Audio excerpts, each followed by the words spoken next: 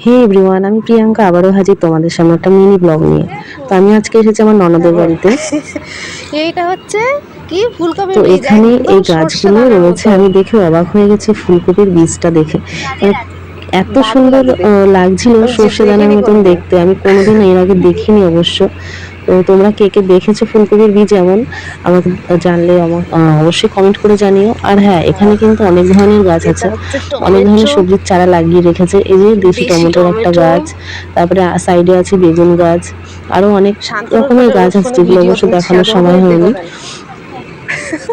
তো কার কার বাড়িতে কি কি সবজি গাছ লাগানো আছে জানিও অবশ্যই আমাকে।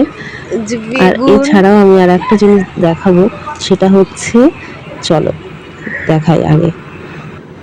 এই যে এই ও যে মা, তাই তো, কুট্টু সত্যি সত্যি। সোনার মতন একটা কাঁঠাল গাছে এসেছে এ মুচি। কাঁঠাল এই যে দাঁড়াবে। মানে অবিশ্বাস্য ঘটনা, আমি এরকম প্রথমে ছোট ছোট বিশ্বাসই ছিল, করতে পারছিলাম না যে কেমন যাই এইটুখানি করতো। কাঁঠাল গাছে কাঁঠালের মুচি এসেছে।